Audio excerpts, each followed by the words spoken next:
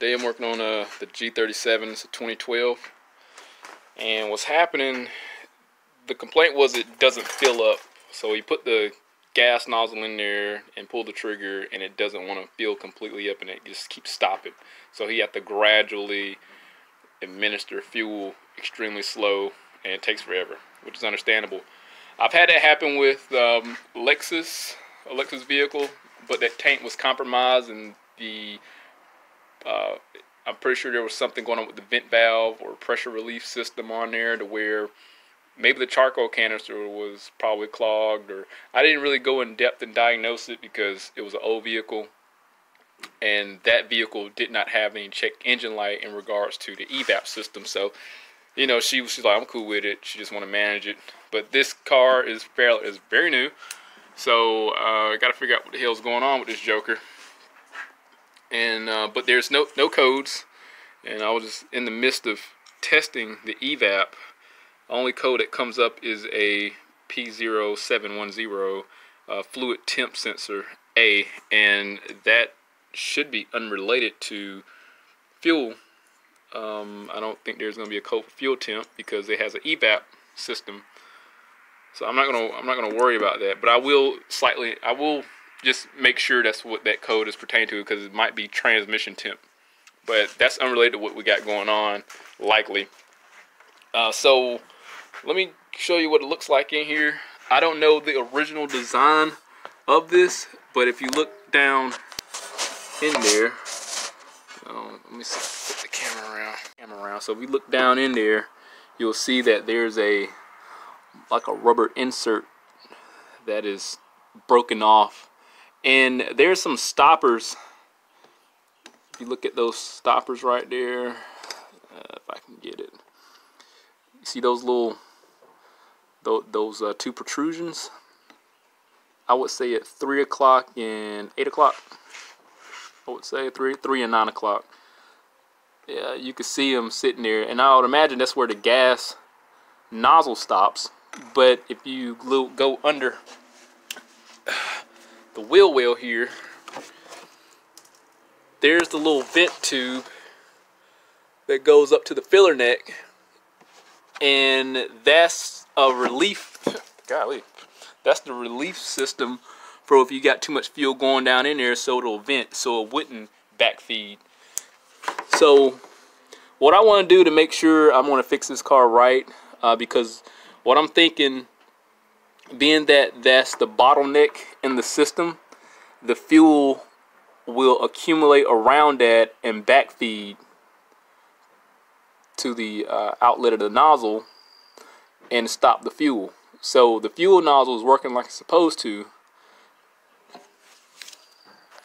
but I think my battery about to go dead. So yeah, the fuel is the nozzle is working like it's supposed to.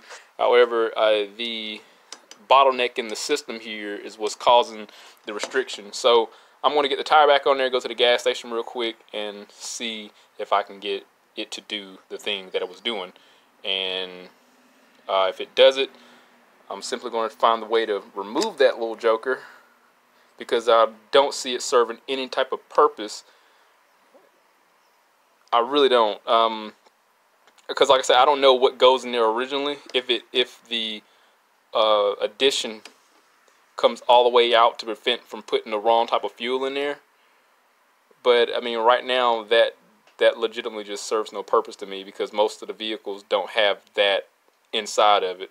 So I think without this is total conjecture, I think this just is an addition to coming out and ensuring that you don't put the wrong nozzle in it. I just assume. I don't know. I don't know at all. But I'm going to find out. If it, I just need to see it so I can replicate the issue, the complaint, and then figure out a solution to replace this. Let's see what happens. So as soon as I put it in there, it starts acting up.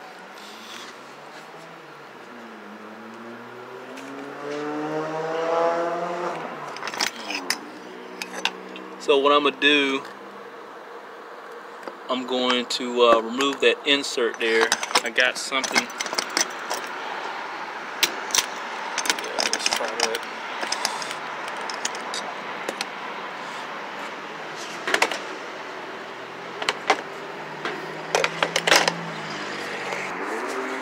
Alright, I got a coat hanger. I'm just going to simply go in there and try to remove this. See what happens.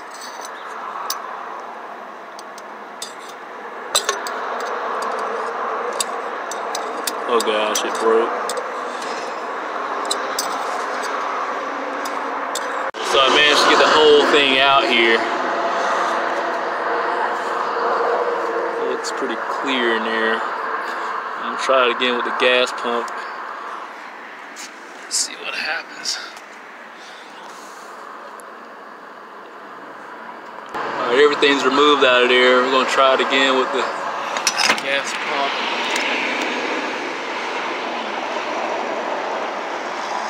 So far, it has not clicked. I think we're good.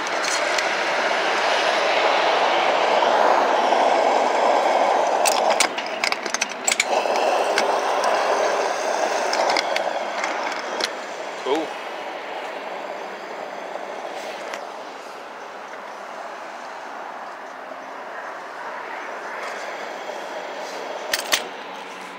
So I'm back from the gas station. I got the remaining fragments of what was left of the insert here, and again, I'm thinking that this went in. I don't know. Maybe it was a two-way valve in it, like a check valve if the car flipped over, since it's a sport model. I don't know. I really don't know. But hey, it's fixed now. And I'll be straight up. I'm pretty sure a bit of fragment got in there in the gas tank. However, based on how these fuel pump assemblies are designed, I don't think this is going to have any type of impact on the functionality of this fuel pump assembly. So I'm sure we are perfectly fine despite it a little bit going in there. And I guess the end totally exceeds the, the ends justify the means. Did I say that right? You know what I mean? So I don't know. I can't imagine it having any issues in the future. And if so, the pump ever got to come out, and these simply can just be extracted. But it's not dirt. It's not grit. It's not going to get up in a strainer. So we're fine. But anyway, I digress. So I simply just took a coat hanger, put like a 90-degree in there, but I normally use that for just like getting spark plug boots out that break off. That's just my little tool. I got people calling in. Alright, I'm gonna ignore that phone call. So I typically use that to get out coil boots that break off like Fords, like that over there. So and that worked perfectly fine. I did have to put the camera phone down and get my finger in there to get the hanger on the opposite end to be able to pull it out.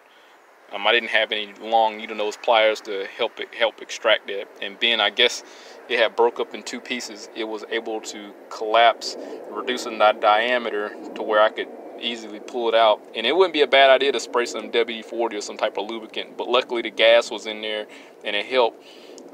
Since it's an oil base, it helped lubricate the housing to where I could simply just easily pull it out.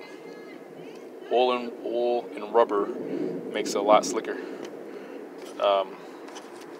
So yeah, I'm not gonna, you know what has rubber and oil, so it makes, anyway. So this issue's fixed. If anybody's having issues with their vehicle not filling up, and you got Infiniti or Nissan, and it has whatever insert it has inside that gas tank, I tried to do my investigation with my site, and I found some bulletins. Unfortunately, I could not find the exact pinpoint of the bulletin. I couldn't find it, and if I did, I would love to have sent it, provided that information to people. Unfortunately, this is just a fix that logically made sense. You know, you put a nozzle in there, and despite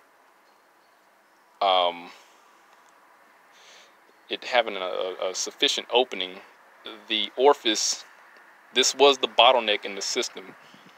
And if this bottleneck, the fluid will accumulate around the housing and backfeed itself to the nozzle, which would deactivate the nozzle like we had the first time. So this, the only thing that logically made sense to be the impedance. So I'm not gonna talk. It's fixed. It didn't take that long. So if anybody else have that issue, that's what you would ideally want to do. And again, I don't know what the other half is in there. If somebody know, put it in the comment section. The filler neck from the dealer would have cost me $380. This is a free fix. I will, as far as the technical information, there wasn't any evap codes arising. I did check the evap vent valve I can activate and deactivate it.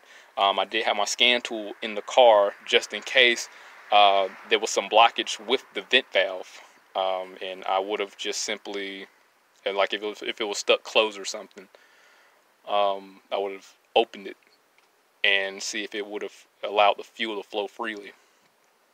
So I'm just out of curiosity. So I didn't know, but the technical information, most vehicles, 99.9% of them don't have this stuff, for the exception of whatever Infiniti and Nissan had the purpose of having this insert in there, or whatever adaptation in there with that was affiliated with this. So you shouldn't have to have any issues with the check engine light with the evap, because it's a sealed system. That bottleneck in the system, or this rubber ring in here, this insert, served a purpose that doesn't have any type of impedance or effect on the evap system. So pulling this should not cause any check engine lights, and it will not cause any check engine lights by the logical fundamentals of how the evap system works. So I think we're fine with that, and I can imagine this system working totally appropriate without it, just like I proved to you. But other than that, this car's fixed. It took 3 minutes to get this out. Just glad. Hopefully this is very useful information. But otherwise, hit that link, subscribe to the channel, stay informed, have the reassurance of my work. See you on the next one.